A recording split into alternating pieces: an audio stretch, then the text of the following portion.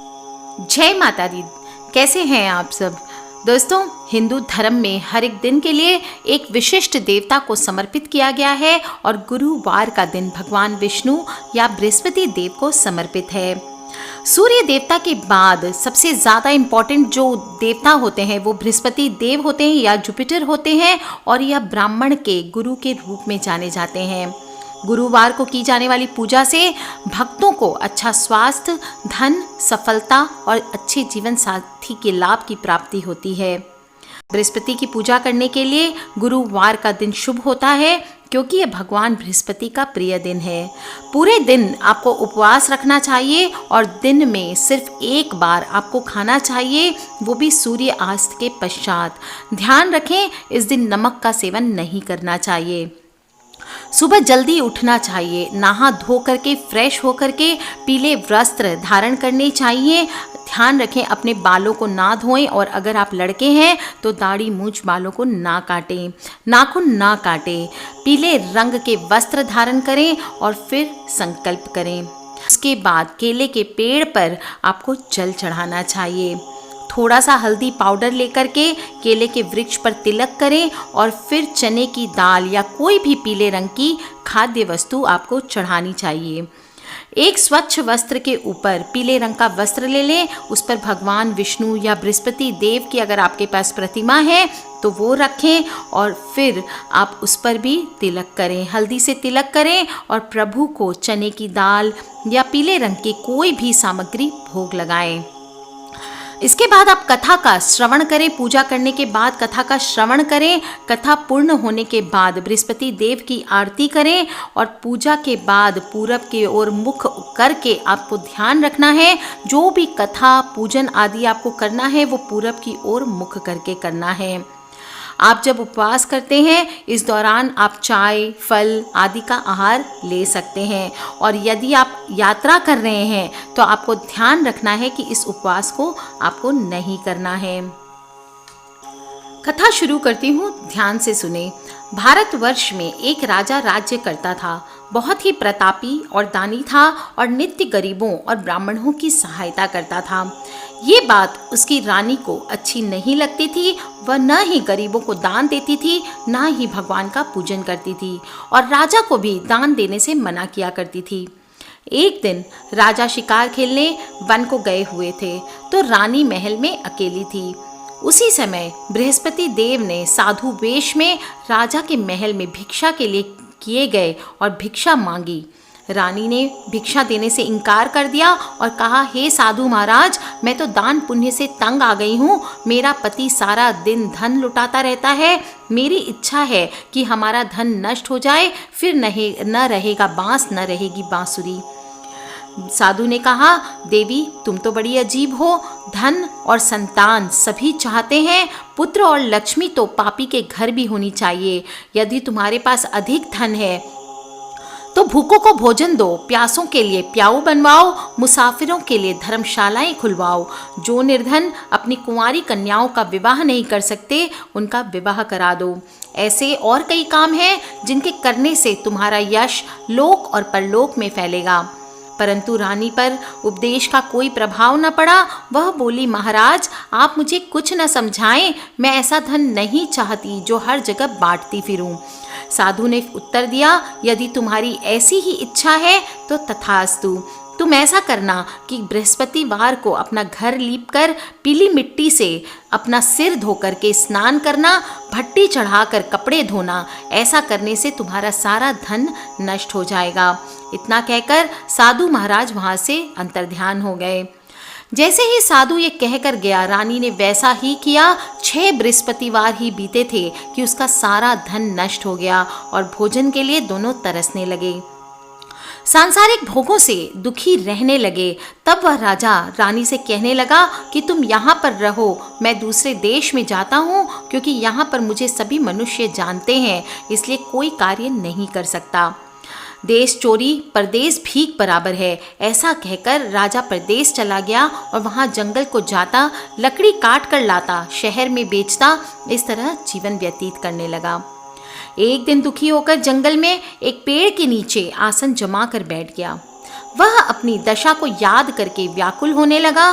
बृहस्पतिवार का दिन था। एकाएक उसने देखा कि एक निर्जन वन में एक साधु प्रकट हुए। वह साधु वेश में स्वयं बृहस्पति देवता थे। लकड़हारे के सामने आकर बोले, हे लकड़हारे, इस सुनसान जंगल में तू चिंता मग्न क्यों बैठा है? लकड़हारे ने दोनों हाथ जोड़कर प्रणाम किया और उत्तर दिया, महात्मा जी, आप सब कुछ जानते हैं, मैं क्या कहूँ। यह कहकर रोने लगा और साधु को आत्मकथा सुनाई। महात्मा जी ने कहा, तुम्हारी स्त्री ने बृहस्पति के दिन वीर भगवान का निरादर किया है, जिसके कारण रुष्ट होकर उन्होंने तुम्हारी यह दशा कर दी है। अब तुम चिंता को दूर करके मेरे कहने पर चलो तो तुम्हारे सब कष्ट दूर हो जाएंगे और भगवान पहले से भी अधिक तुम्हें संपत्ति देंगे। तुम बृहस्पति के दिन कथा किया करो, 2 पैसे के चने मुनक्का मंगवाकर उसका प्रसाद बनवाओ और शुद्ध जल से लोटे में शक्कर मिला करके अमृत तैयार करो। कथा के पश्चात अपने सारे परिवार और सुनने वाले प्रेमियों में अमृत व प्रसाद बांटकर खुद भी ग्रहण करो। ऐसा करने से भगवान तुम्हारी सभी कामनाएं पूर्ण करेंगे। साधु के ऐसे वचन सुनकर लकड़हारा बोला, हे प्रभु, मुझे लकड़ी बेचकर इतना पैसा नहीं मिलता है जिससे भोजन के उपरांत कुछ बचा सकूं। मैंने रात्रि में अपनी स्त्री को व्याकुल देखा है, मेरे पास कुछ भी नहीं है जिससे उसकी खबर मंगा सकूं। साधु ने कहा, हे लकड़हारे, तुम किसी बात की चिंता मत करो। बृहस्पतिवार के दिन तुम रोजाना की तरह लकड़ियां लेकर शहर को जाओ। तुमको रोज से दुगुना धन प्राप्त होगा, जिससे तुम भली भांति भोजन कर लोगे तथा बृहस्पति देव की पूजा का सामान भी आ जाएगा। इतना कहकर साधु अंतर्ध्यान हो गए। धीरे धीरे समय व्यतीत होने पर फिर वही बृहस्पतिवार का दिन आया। लकड़हारा जंगल से लकड़ी काट कर किसी भी शहर में बेचने गया। उसे उस दिन और दिन से अधिक पैसा मिला। राजा ने चना गुड़ आदि लाकर गुरुवार का व्रत किया। उस दिन से उसके सभी क्लेश दूर हुए, परंतु जब दोबारा गुरुवार का दिन आया तो बृहस्पतिवार का व्रत करना भूल गया। इस कारण बृहस्पति देव फिर से नाराज हो गए। उस दिन से उस नगर के राजा ने विशाल यज्ञ का आयोजन किया था तथा शहर में यह घोषणा करा दी थी कि कोई भी मनुष्य अपने घर में भोजन ना बनावे, ना आग जलावे। समस्त जनता मेरे यहाँ भोजन करने आवे। इस आज्ञा को जो ना मानेगा उसके लिए फांसी की सजा हो जाएगी। इस तरह की घोषणा संपूर्ण नगर में करवा दी गई। राजा की आज्ञा के अनुसार शहर के सभी लोग भोजन करने गए, लेकिन लकड़हारा कुछ देर से वहां पहुंचा, इसलिए राजा उसको अपने साथ घर लिवा ले आए और ले जाकर भोजन करा रहे थे तो रानी की दृष्टि उस खूंटी पर पड़ी जिस पर उसका हार लटका हुआ था। वो वहां पर दिखाई नहीं दिया। रानी ने निश्चय किया कि मेरा हार इस मनुष्य ने चुरा लिया है। उसी समय सिपाहियों को बुलाकर उसको कारागार में डलवा दिया। जब लकड़हारा कारागार में पड़ गया और बहुत दुखी होकर के विचार करने लगा कि ना जाने कौन से पूर्व जन्म के कर्म से मुझे यह दुख प्राप्त हुआ है, तो उसी साधु को याद करने लगा जो कि जंगल में मिला था। उसी समय तत्काल बृहस्पति देव साधु के रूप में प्रकट हो गए और उसकी दशा को देखकर कहने लगे, हे मूर्ख, तूने बृहस्पति देव की कथा नहीं करी। तुझे समझाया था, इसी वजह से तुझे फिर से दुख प्राप्त हुआ है। अब चिंता मत कर, बृहस्पतिवार के दिन कारागार के दरवाजे पर 4 पैसे पड़े मिलेंगे। उनसे तू बृहस्पति देव की पूजा करना, तेरे सभी कष्ट दूर हो जाएंगे। बृहस्पति के दिन उसे 4 पैसे मिले। लकड़हारे ने कथा कही। उसी रात्रि को बृहस्पति देव ने उस नगर के राजा को स्वप्न में कहा, हे राजा, तुमने जिस आदमी को कारागार में बंद किया है वह निर्दोष है, वह राजा है, उसे छोड़ देना। रानी का हार उसी खूंटी पर लटका है। अगर तू ऐसा नहीं करेगा तो मैं तेरे राज्य को नष्ट कर दूंगा। इस तरह रात्रि के स्वप्न को देखकर राजा प्रातः काल उठा और खूंटी पर हार देखकर लकड़हारे को बुलाकर क्षमा मांगी तथा लकड़हारे को योग्य सुंदर वस्त्र आभूषण दे करके विदा किया। बृहस्पति देव की आज्ञा के अनुसार लकड़हारा अपने नगर को चल दिया। राजा जब अपने नगर के निकट पहुंचा तो उसे बड़ा आश्चर्य हुआ। नगर में पहले से अधिक बाग, तालाब और कुएं तथा बहुत सी धर्मशाला, मंदिर आदि बन गए थे। राजा ने पूछा, ये किसके भाग और धर्मशाला है? तब नगर के सब लोग कहने लगे, यह सब रानी और बांदी के हैं। तो राजा को आश्चर्य हुआ और गुस्सा भी आया। जब रानी ने यह खबर सुनी कि राजा आ रहे हैं तो उसने बांदी से कहा, हे दासी, देख राजा हमको कितनी बुरी हालत में छोड़ गए थे। हमारी ऐसी हालत देखकर वह लौट न जाएं, इसलिए तू दरवाजे पर खड़ी हो जा। आज्ञा अनुसार दासी दरवाजे पर खड़ी हो गई। राजा आए तो उन्हें अपने साथ लिवा लाई। तब राजा ने क्रोध करके अपनी रानी से पूछा कि यह धन तुम्हें कैसे प्राप्त हुआ है। तब उन्होंने कहा कि हमें यह सब धन बृहस्पति देव के इस व्रत के प्रभाव से प्राप्त हुआ है। राजा ने निश्चय किया कि 7 रोज बाद तो सभी बृहस्पति देव का पूजन करते हैं, परंतु मैं प्रतिदिन दिन में 3 बार कहानी कहा करूंगा तथा रोज व्रत किया करूंगा। अब हर समय राजा के दुपट्टे में चने की दाल बंधी रहती तथा दिन में 3 बार कहानी कहता। एक रोज राजा ने विचार किया कि चलो अपनी बहन के यहाँ हो आए। इस तरह निश्चय कर राजा घोड़े पर सवार हो अपनी बहन के यहाँ को चलने लगा। मार्ग में उसने देखा कि कुछ आदमी एक मुर्दे को लिए जा रहे हैं। उन्हें रोककर राजा कहने लगा, अरे भाइयों, मेरी बृहस्पति देव की कथा सुन लो। वो बोले, लो हमारा तो आदमी मर गया, पर इसको अपनी कथा की पड़ी है। परंतु कुछ आदमी बोले, अच्छा कहो, हम तुम्हारी कथा भी सुनेंगे।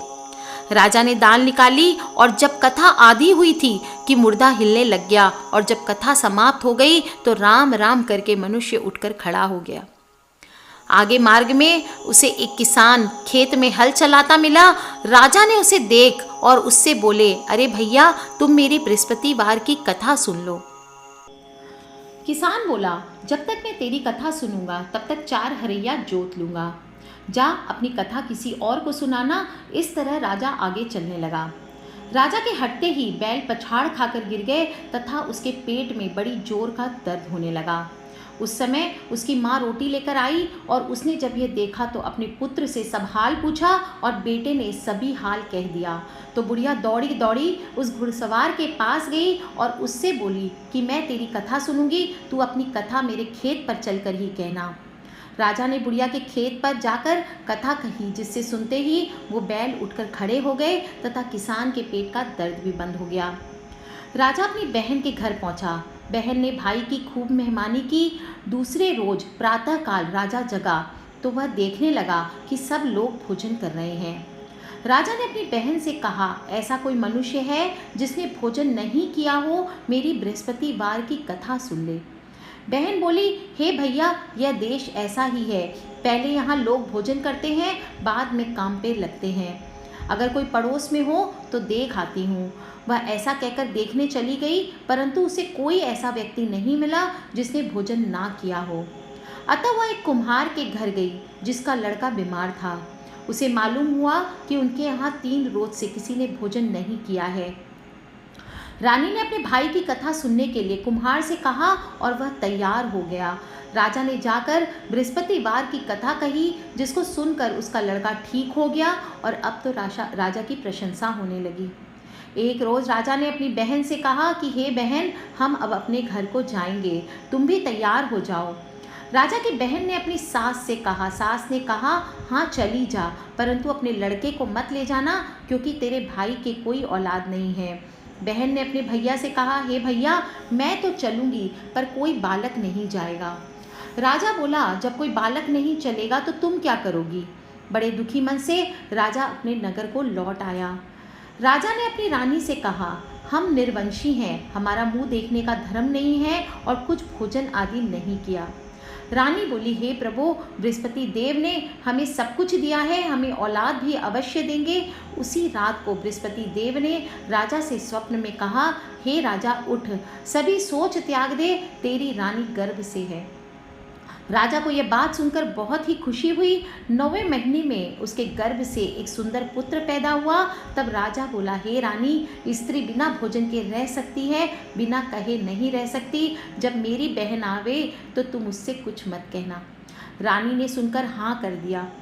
जब राजा की बहन ने ये शुभ समाचार सुना तो वह बहुत खुश हुई तथा बधाई लेकर अपने भाई के यहाँ आई। तभी रानी ने कहा, घोड़ा चढ़कर तो नहीं आई, गधा चढ़ी आई है। राजा की बहन बोली, भाभी मैं इस प्रकार न कहती तो तुम्हें औलाद कैसे मिलती।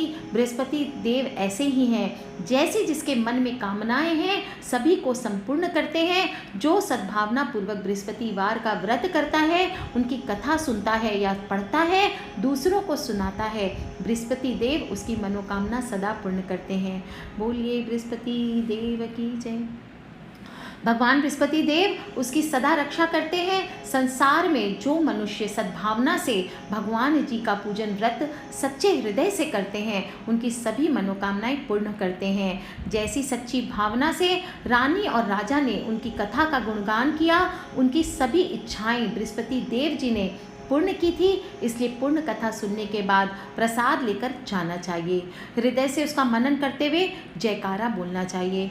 बोलिए साचे दरबार की जय, बृहस्पति देवता की जय। ये ध्यान रखें कि बिना प्रसाद लिए वहाँ पर कोई भी व्यक्ति ना जाए। सभी को पहले प्रसाद वितरण करें और उसके बाद सभी अपने अपने घर को आनंद पूर्वक जाएं। दोस्तों, आप सबने इस कथा को सुना।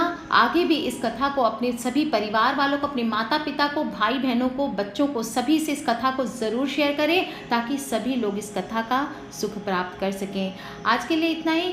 Take care friends, love you all. किसी भी तरह के क्वेश्चंस हो प्लीज़ वीडियो के नीचे लिख के ज़रूर पूछ लें। सब्सक्राइब करके रखें बृजनारी सुमी को ताकि आगे आने वाले वीडियो से आप कनेक्टेड रहें। Love you all friends, take care. जय माता दी एंड जय बृहस्पति देवा की।